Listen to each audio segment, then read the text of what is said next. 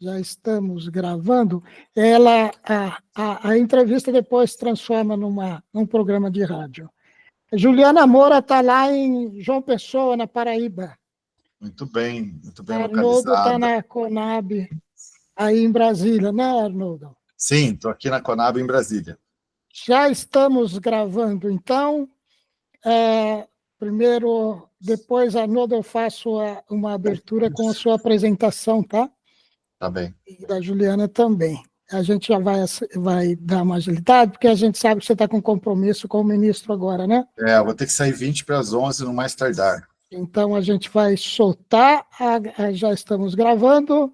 Arnoldo, obrigado por aceitar o nosso convite e participar dessa entrevista para o nosso programa de rádio Cenários Agroecológicos. Obrigado. É um prazer, viu, Jader? Eu que agradeço a oportunidade. Obrigado também a Juliana por estar nos acompanhando. Arnoldo, a pergunta que nós queremos fazer, nós abrimos a janela de casa, nós vimos terra disponível, água disponível, e nós estamos aí há um tempão já falando de alta de alimentos, né? E agora há pouco eu estava vendo uma entrevista no rádio também, eu até compartilhei uma gravação de um trecho, né, do ex-prefeito aqui de Araraquara, Edinho Silva, tentando também entender a alta dos alimentos, e esse é um tema que continua em pauta. E a gente tem tanta terra, tanta água, tanta gente querendo trabalhar, os movimentos sociais, né, o que dominam o plantio. Você aí na Conab, essa empresa com uma potência tão grande, né, no conhecimento da conjuntura dos alimentos, com uma capacidade técnica de interpretar o contexto e as tendências, que vai desde... Viu, Juliana? A Conab tem uma estrutura, uma equipe invejável. É o nosso departamento de agricultura aqui, podemos chamar assim, com armazéns, com técnicos espalhados para o Brasil todo, especialistas que acompanham a produção, safra, enfim, é uma riqueza, uma companhia muito importante ao lado da Embrapa. Arnoldo, como você vê a gente nesse Brasil tão grande, com tanta expertise que nós temos, e agora a gente acorda de manhã, alta dos alimentos puxa a inflação, e a gente com o salário lá congelado, ficamos todos preocupados. Como você está enxergando aí de Brasília, Arnoldo, esse contexto todo? Pode falar um pouquinho para nós? Obrigado. Sim, esse é um grande desafio, é um desafio global. Não é uma inflação de alimentos que ocorre só no Brasil, não é uma coisa sazonal de um problema de estação, né? É um problema estrutural do planeta, que está com os sistemas alimentares super estressados por diversos motivos, né? Nós temos um sistema alimentar estressado pela crise climática, pela forma como ele é desenhado dentro do nosso sistema, com grande concentração, uma homogeneização do consumo de alimentos, né? Grandes corporações que têm muita influência no sistema, a dificuldade dos estados nacionais, né, de se posicionarem, terem políticas públicas diante de um cenário global que se impõe muitas vezes, né? Então, primeira coisa é que não é um problema conjuntural, não é um problema eventual, é um problema estrutural e não é só do Brasil. Você pegar hoje as discussões sobre a economia americana, por exemplo, uma das justificativas para os democratas perderem a eleição foi justamente a inflação dos alimentos, que desde a pandemia subiu muito, e eles não conseguiram reduzir o custo dos alimentos para a população. A mesma coisa se fala da Alemanha, né, com o crescimento da extrema-direita lá, muito em função do custo de vida da população. Então, você tem esse problema que é global. No caso do Brasil, ele tem suas particularidades, né? O Brasil, se você pegar os últimos 20 anos, desde, vamos colocar mais ali, a partir da crise financeira de 2008, onde as commodities passaram a ser parte do sistema de investimento financeiro, né? A financiarização das commodities, como é dito aí, onde você trouxe a instabilidade do sistema financeiro para as commodities. Desde então, o Brasil vive, e o boom das commodities também, né? O Brasil vive uma inflação de alimentos crônica. Nos últimos 17 anos, 14 anos, a inflação de alimentos foi maior que a média. Então, a inflação de alimentos hoje pressiona a economia brasileira de maneira muito intensa, e a gente tem hoje a política de juros super elevados, né, que custa muito ao país, à sociedade, né, consome a dívida pública brasileira hoje consome praticamente metade do orçamento fiscal, vai para pagar encargos e carregar a nossa dívida pública, e essa taxa de juros é alta, sempre dizem que é por causa da inflação. E quando a gente fala de inflação, a gente vai ver quem que está causando a inflação dos alimentos, né? Então, o Brasil tem uma febre, né? Vive uma febre, que é a inflação dos alimentos, e essa febre ela é indicador de um problema crônico, de uma doença crônica que a gente não está conseguindo lidar muito bem, e a gente precisa melhorar. E isso convive, Jader, com a condição deste ano, por exemplo, em particular, da gente estar produzindo a maior safra da história. É a maior safra de grãos da história, inclusive batendo recorde de produção de arroz e feijão, que é uma coisa que a gente nunca mais tinha batido recorde, porque tinha sido abandonado essas culturas nos planos safras anteriores, né? Nos governos anteriores aí que nos antecederam, não havia uma preocupação com a cesta básica, né? Então, nós estamos procurando agora direcionar a política pública para o setor produtivo, para os alimentos básicos, né? Então, a gente está procurando aumentar a produção de arroz, de feijão, de mandioca, de frutas, verduras, legumes, né? Para que a gente possa aumentar não só a produção de soja, de milho, de cana, mas também a produção de alimentos básicos que vão para os brasileiros.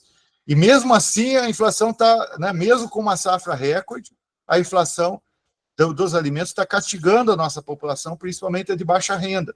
Porque está acontecendo uma coisa, Jader, Juliana, que é o seguinte, a gente está virando supermercado do mundo. Então, ao mesmo tempo que o brasileiro, 210 milhões de habitantes aqui, né, aproximadamente, o nosso mercado interno, um mercado interno gigantesco, que está dizendo o seguinte, não quero comer osso, não aceito comer osso, quero comer comida, né? E está indo para o mercado, porque o salário não está congelado, não tem salário congelado. A renda do brasileiro está aumentando, o salário mínimo está aumentando, a renda dos trabalhadores bateu recorde de crescimento. Só que quando ele vai no supermercado, ele vê lá o preço mais alto.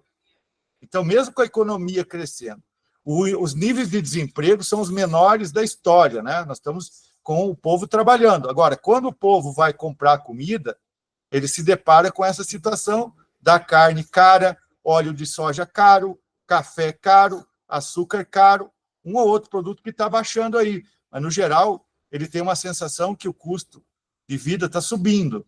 Então, mesmo com bons indicadores, a gente está vivendo a situação. Por quê? Porque o mundo está vindo aqui comprando, né? Então, a gente estava exportando carne mais do que nunca, exportando milho mais do que nunca, exportando açúcar, etanol, enfim, nós estamos exportando vários produtos importantes, né, que geram renda, riqueza para o nosso país, e essa tensão, né, entre o mercado externo e o mercado interno, ela acaba se refletindo um pouco na inflação, e o Brasil vai ter esse desafio de lidar com isso, né? Nós não queremos parar de exportar, pelo contrário, isso nos traz riqueza e estabilidade econômica, mas a gente tem que compatibilizar isso com a garantia de segurança alimentar da nossa população.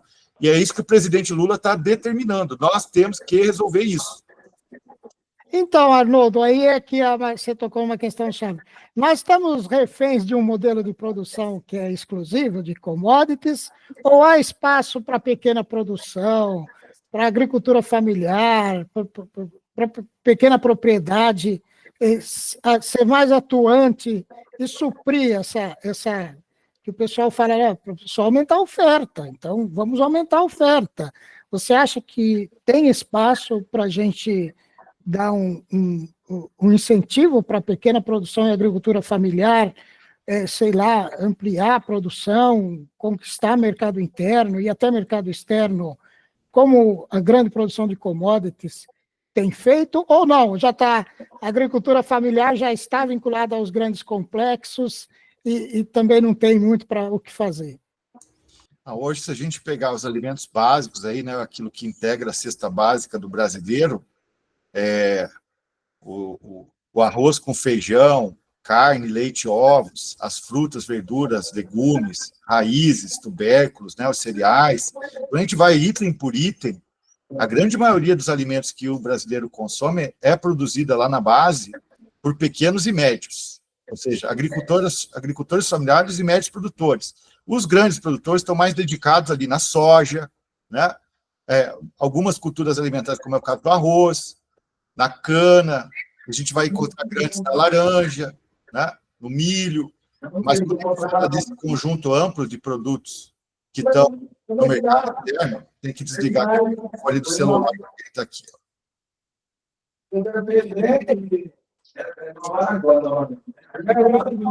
Tem algum áudio aberto? Tem um áudio aberto. Tem um áudio aberto. É o do telefone 9925. 9925. Por favor, tem como desligar o áudio? Obrigado. Bom, vamos lá.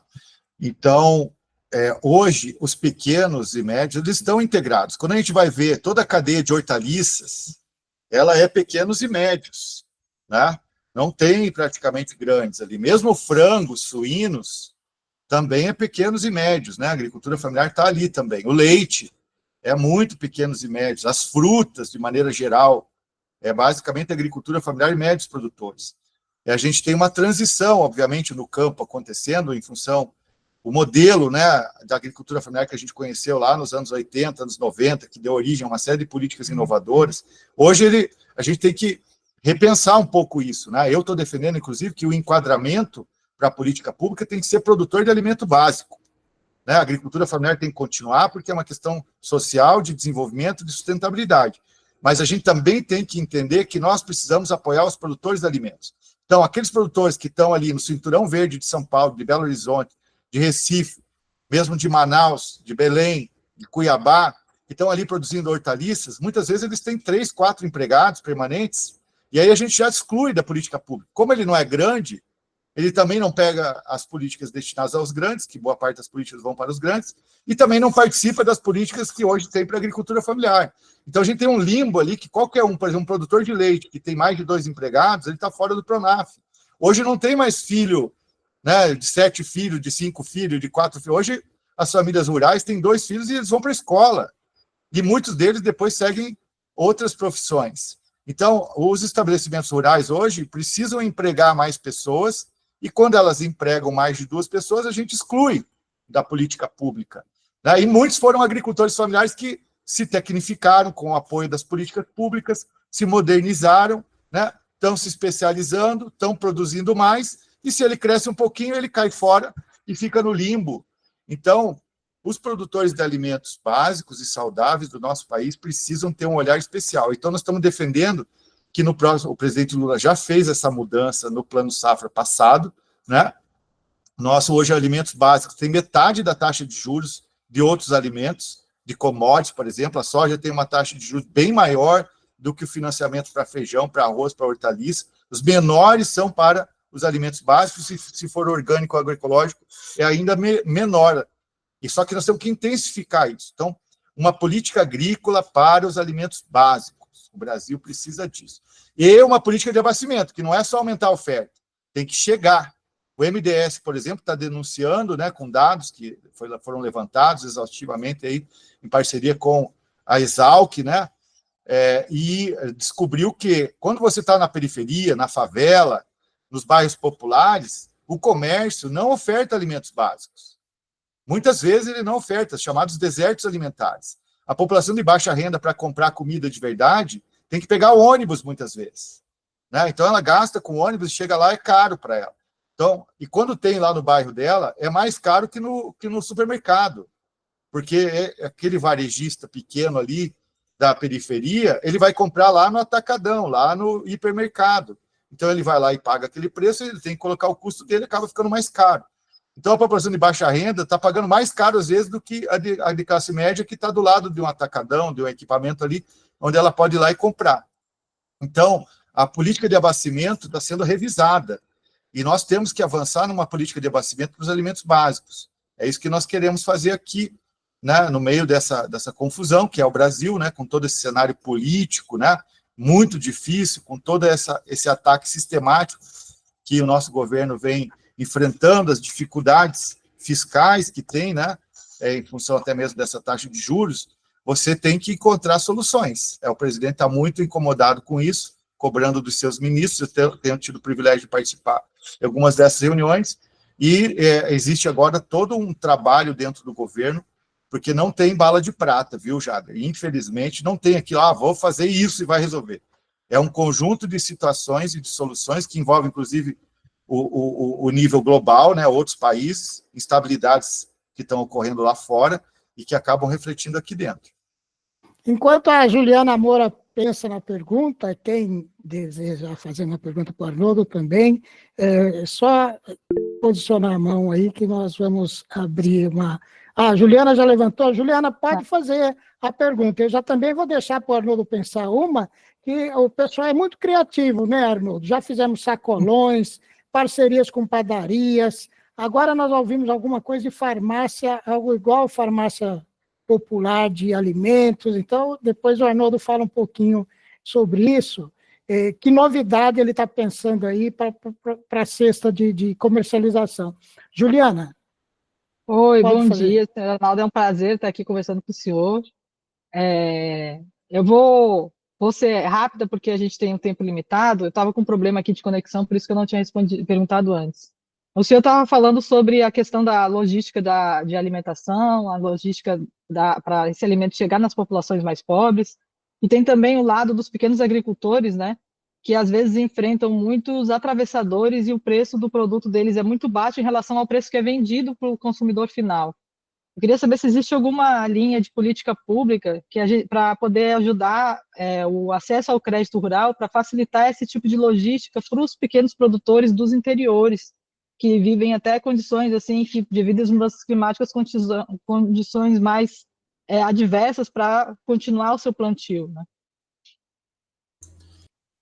São questões estratégicas, né? E a gente tem que buscar os circuitos mais curtos possíveis. Isso não quer dizer que você vai resolver, cada cidade vai resolver dentro das suas fronteiras, né? Então, cidades como São Paulo, Belo Horizonte, Manaus, Belém, Recife, Fortaleza, são cidades enormes, Porto Alegre, Curitiba, Brasília, são cidades enormes, os circuitos não são tão curtos, né? Você vai ter uma distância maior necessariamente para buscar alguns produtos mais próximos, outros mais distantes.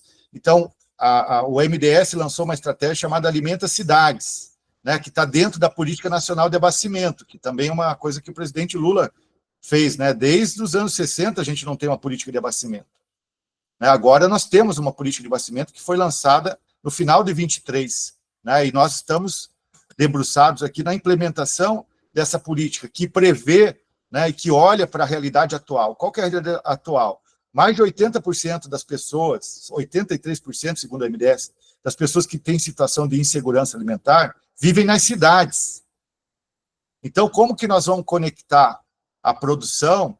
A mesma coisa acontece com o cadastro único, a baixa renda. A maior parte das famílias que estão no cadastro único vive nas cidades, principalmente nos grandes centros urbanos. Então, a estratégia Alimenta Cidades é uma estratégia de como resolver o problema do acesso, né? A gente tem o costume de discutir segurança alimentar, o Jader sabe disso, partindo da oferta. Só que nós estamos sendo desafiados a pensar partindo do portador do direito humano à alimentação. Quem é o portador do direito humano à alimentação? É o cidadão. Então, hoje, a mulher, o homem, a criança, o jovem, que está lá, a população negra, indígena, uma parte importante dos indígenas está vivendo nas periferias das cidades. Eu acabei de ir para Rio Branco, por exemplo, e a gente vê as pessoas falando outras línguas indígenas na periferia de Rio Branco, né? Assim, muita gente mesmo nas periferias de Manaus que saíram das aldeias estão vivendo nas grandes cidades.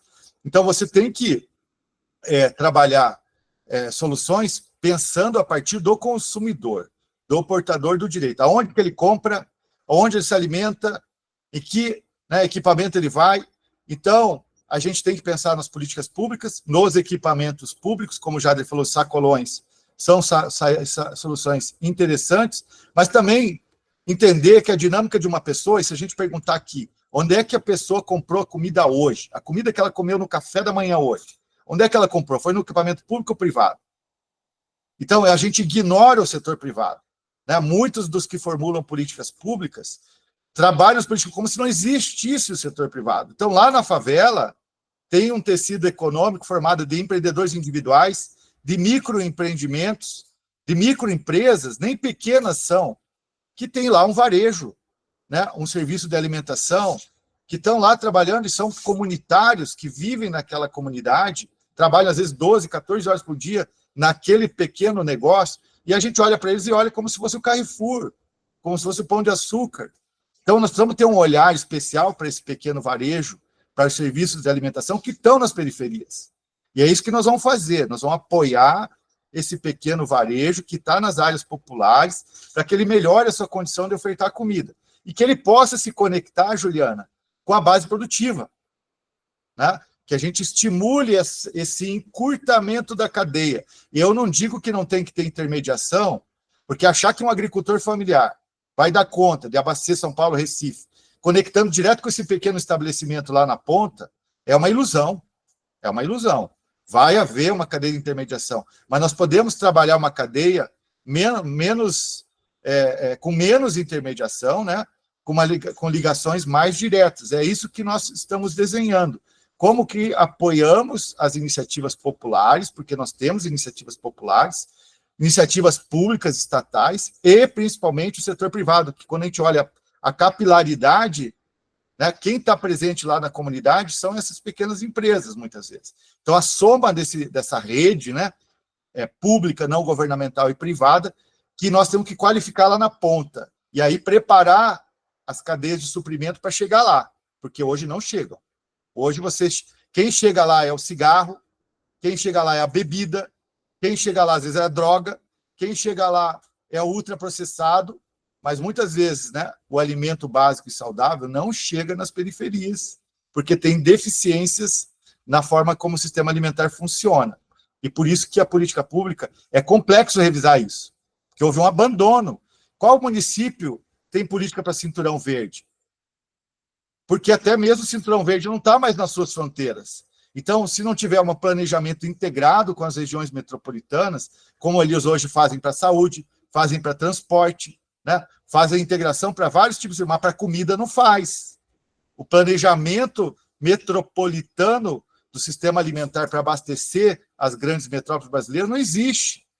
Qual estado brasileiro de governo estadual, porque colocam tudo na conta do federal, porque o presidente Lula não tem medo de falar de alimentos. Ele trouxe para ele, porque ele está preocupado. Agora, qual é o papel dos estados, dos governos estaduais, dentro das suas fronteiras, também desenvolver iniciativas para ter sistemas alimentares mais saudáveis e sustentáveis? Então, a gente tem que ter uma articulação dos poderes também, o estadual, o federal e o municipal, né? O orçamento que está sendo discutido agora no Congresso. Qual é a dedicação do orçamento para formar estoques reguladores? Hoje não tem orçamento para estoque regulador.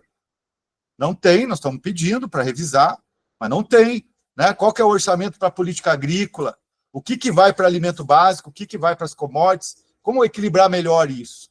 Né? Os subsídios, as ferramentas de seguro, os recursos, né, para o plano safra. Como que a gente agora equilibra e coloca isso mais para os alimentos básicos? Então, nós estamos trabalhando nessa construção dentro do Brasil, né, com o cenário político, né, e econômico que a gente tem, as nossas capacidades, né? A Conab foi desmantelada. Fecharam 30 unidades armazenadoras no último período e não fizeram a manutenção dos prédios. Agora nós estamos trabalhando aqui para dar segurança para o trabalhador das nossas unidades armazenadoras, porque a gente estava sendo autuado quando a gente chegou aqui, por não dar segurança para o trabalhador, porque estava caindo aos pedaços. Então, agora estamos recuperando a nossa capacidade de estrutura da Conab de trabalhar, né? Nós trabalhamos com PA, com cestas de alimentos, entregamos 600 mil cestas o ano passado, porque são emergências, uma atrás da outra, né? Climática, é seca, é fogo, é enchente, né? Então, trabalhamos com os estoques, mas a gente tem que recuperar a capacidade da Conab de poder atuar, né? Então, hoje também esse é um outro tema. Nós precisamos de uma companhia nacional de abastecimento que responda ao desafio do abastecimento, né? Que hoje a gente deixa a desejar.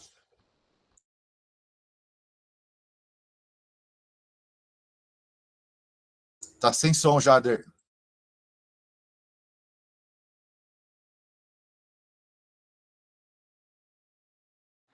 Oi. Agora sim. Arnoldo, você falou sobre a limitação de recursos.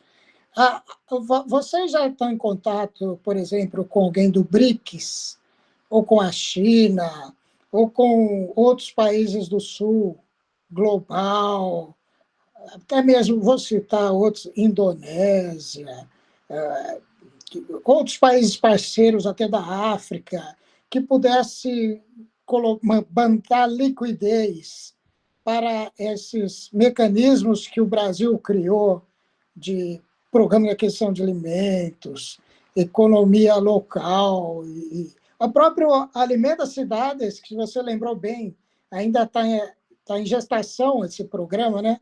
Mas vai dar um grande impulso, né? O que você pode comentar sobre isso, Arnoldo? BRICS, fontes multilaterais de recursos. Obrigado. Não só de recursos, né? O Brasil está participando de vários espaços de diálogo, né? E um deles é o de segurança alimentar, de estoques, de agricultura. Inclusive, o Brasil coordena isso, né?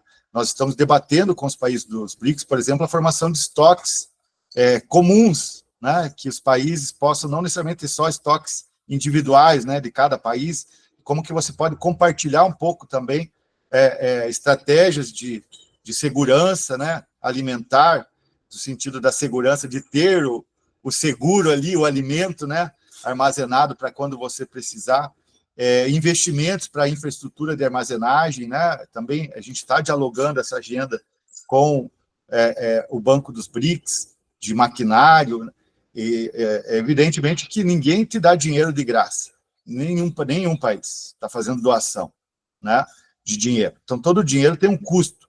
Para você trazer um dinheiro de fora para dentro do país, tem um custo, que eles querem que o dinheiro seja remunerado, e, além disso, você tem uma variação cambial, que no Brasil ocorre como outros países. Então, você tem que trazer esse dinheiro e emprestar ele, né? Não é uma coisa fácil. Hoje a gente equaliza aqui, os nossos juros para o agricultor familiar são dos mais baixos do mundo, né? Um agricultor familiar que planta feijão hoje, ele pode pegar crédito a 3% ao ano, né? Isso é juro negativo. Então, mas custa caríssimo para nós, porque esse dinheiro não vem a 3%, né? Nós temos que pagar lá da onde ele vem, das fontes da onde ele vem, e que equalizar isso, até isso que foi o motivo da suspensão do Plano Safra esses dias. Felizmente, a gente já resolveu com a medida provisória, mas a gente, a demanda tão grande de crédito e o custo do dinheiro tão alto, o dinheiro acabou e o orçamento não foi aprovado, o Congresso não aprovou o orçamento, a gente está entrando em março, e não tem orçamento aprovado, né? Então, nós precisamos do orçamento para poder executar os nossos programas. E aconteceu ali com o Plano Safra. Então, não é uma coisa simples, mas essas agendas estão ocorrendo. E também nós estamos trocando experiência, viu, Jader? Porque se lá atrás, né, nos anos 2000, ali, 2010, o Brasil era uma referência de políticas públicas, hoje também nós estamos olhando para fora o que tem lá. Como que os países estão lidando com a inflação dos alimentos? Não é igual. Cada país tem estratégias diferentes, né? Como que os países do BRICS, né, e os países em desenvolvimento, que estão no mesmo nível de desenvolvimento que nós, como que cada um está lidando? Então, nós estamos trocando muito porque, nesse cenário de instabilidade global, a gente tem meio que decretado pela principal potência do mundo, ela diz o seguinte, cada um que se vire. Eu aqui primeiro, eu aqui segundo, eu aqui terceiro. E em quarto, eu também. Então, o cenário aí fora, então, a coisa do multilateral, vamos negociar numa mesa, meio que foi decretado que cada um que se vire e quem é mais forte usa a mão pesada, né? Como a gente está vendo. Então, o Brasil ele precisa entender que esse cenário não é mais aquele cenário liberalizante, da mão livre do mercado, que o mercado resolve tudo. A gente está vendo que não resolve. Então, o Estado, o governo, a política pública precisa existir. E o Brasil ele tem que atualizar suas ferramentas. No caso aqui da segurança alimentar, a gente não é só fome zero, o Brasil sem fome.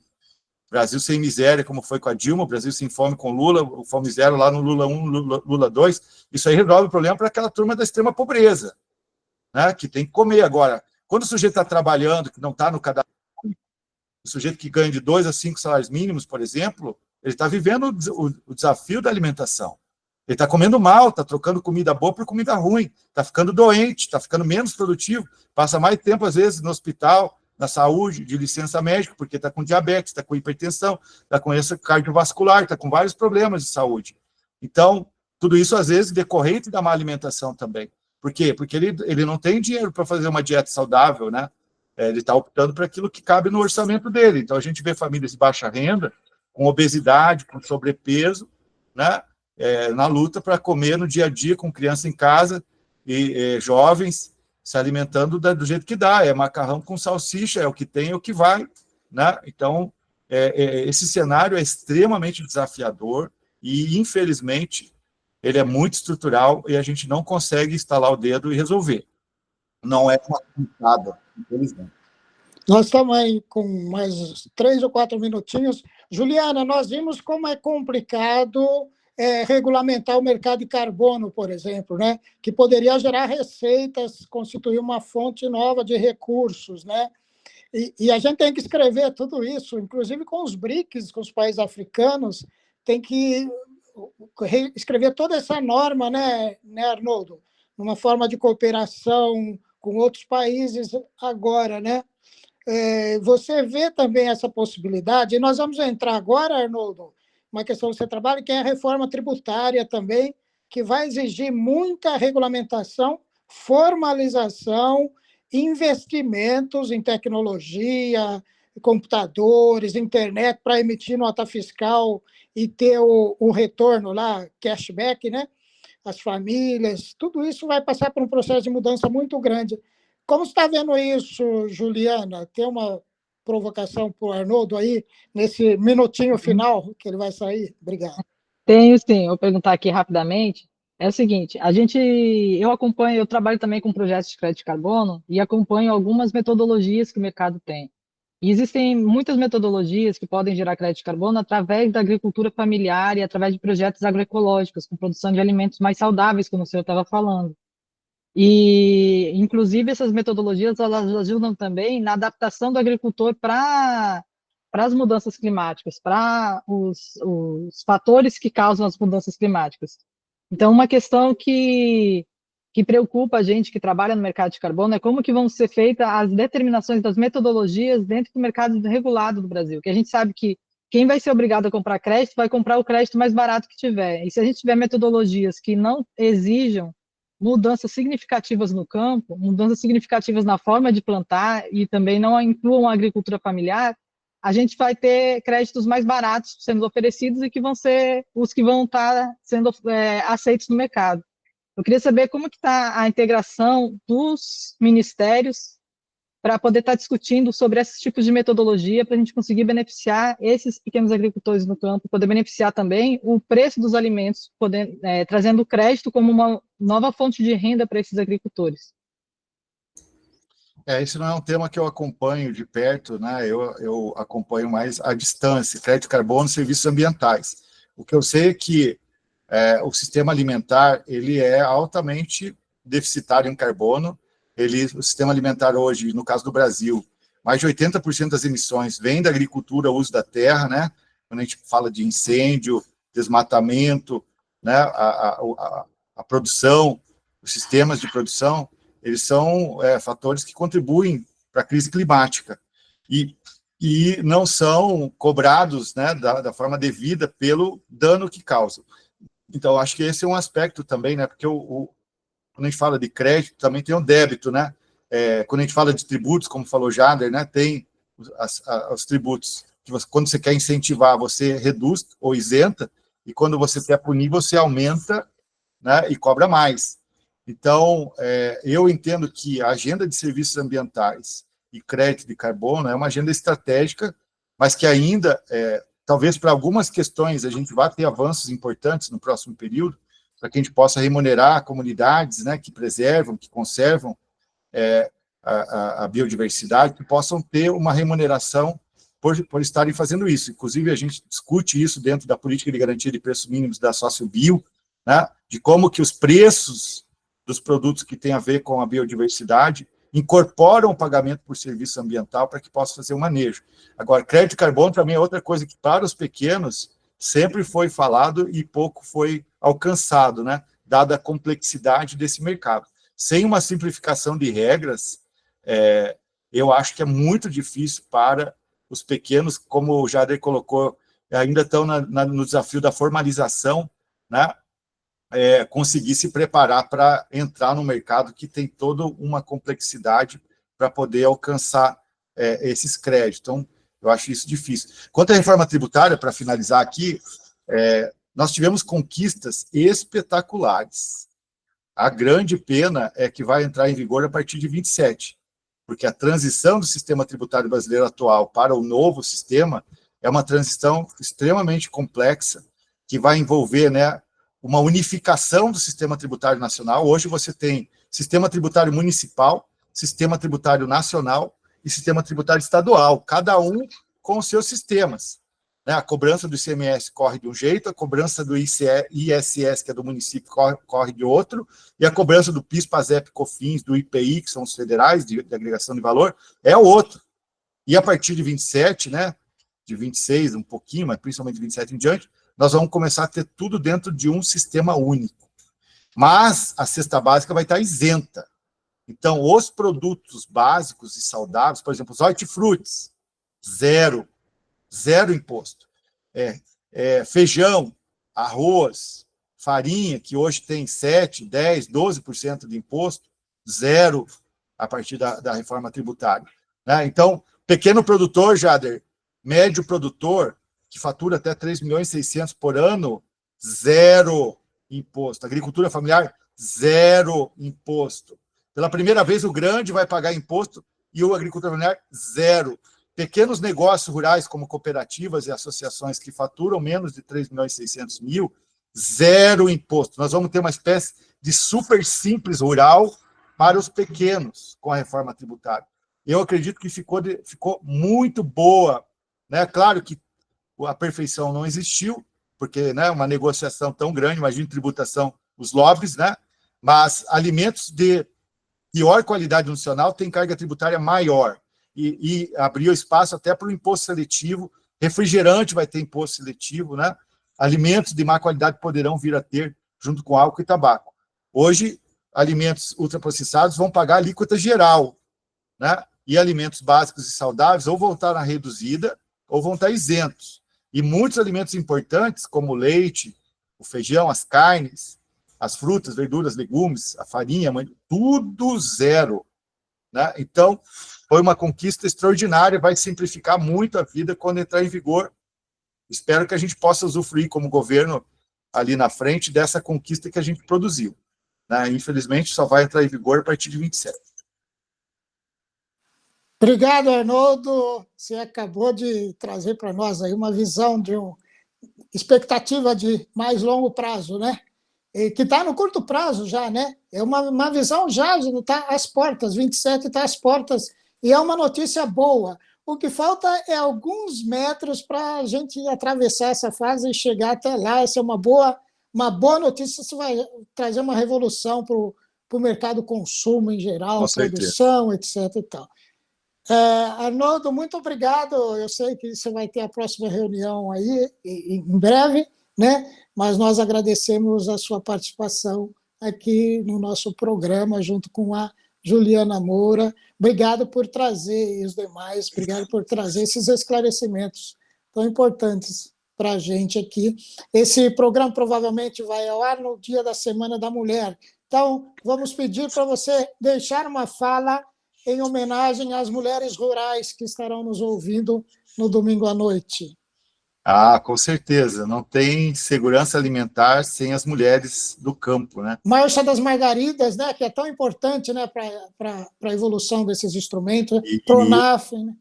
Muitas vezes o trabalho invisibilizado, né? As pessoas não veem a contribuição, não valorizam, mas tem um esforço muito grande da gente conseguir valorizar, reconhecer, proteger, promover o trabalho da mulher no campo e na cidade também, né? Mas aqui no espaço rural, com certeza é um desafio ainda maior. Né? A atividade rural... Banco de sementes, né, Arnoldo? Quintais. Conhecimento, né? Conhecimento e empreendimento, foco, A gente vê hoje a agroecologia, né, os sistemas sustentáveis, as mulheres liderando iniciativas nesse sentido. Então, parabéns para as mulheres nesse mês de março aí. Grande abraço para vocês. Obrigado. Um abraço, Juliana. Um forte abraço também para você pela participação. Se quiser deixar uma mensagem às mulheres, Juliana, fique à vontade. Bom, a gente falando de resiliência climática, de acesso à alimentação, e eu acho que todos esses temas estão muito ligados ao feminino, né? Tanto o cuidado com a terra é muito ligado ao feminino, como também a questão da alimentação, porque eu vejo que quem mais sofre mesmo são as mulheres, porque a grande parte dos lares do Brasil são chefiados por mulheres, e quem está ali no dia a dia vendo a falta do alimento para os filhos, normalmente são as mulheres. A gente sabe que tem muitos homens que participam também, mas a maioria nos lares onde falta alimento, a maioria de quem está lá na luta são as mulheres. Então, uma mensagem que eu quero deixar é que a gente consiga trazer mais prosperidade para os lares, porque quando a gente conseguir trazer mais alimento para dentro de todos os lares brasileiros, a gente vai conseguir trazer mais alegria e felicidade para todas as mulheres. Porque eu acho que a melhor forma de uma mulher ficar alegre é ver os filhos bem alimentados. Então, isso, assim, parabéns para todas as mulheres que estão na luta, que estão chefiando famílias, e também para as mulheres que têm também um chefe de família junto e que estão ali na batalha e que dedicam a sua vida para que uma nova geração consiga prosperar. Então, parabéns para todas as mulheres. Obrigado, Juliana. Um forte abraço a todos que nos acompanharam na gravação desse programa e até a próxima. Muito obrigado. Nossas homenagens a todas as mulheres trabalhadoras, rurais, lideranças, empregadas, domésticos, a todas as mulheres que estão no mercado de trabalho aí e na luta do dia para a construção de um país mais justo, mais igualitário, inclusive com igualdade de gênero. Um forte abraço a todos e todas. Abraço. Até a próxima. Tchau.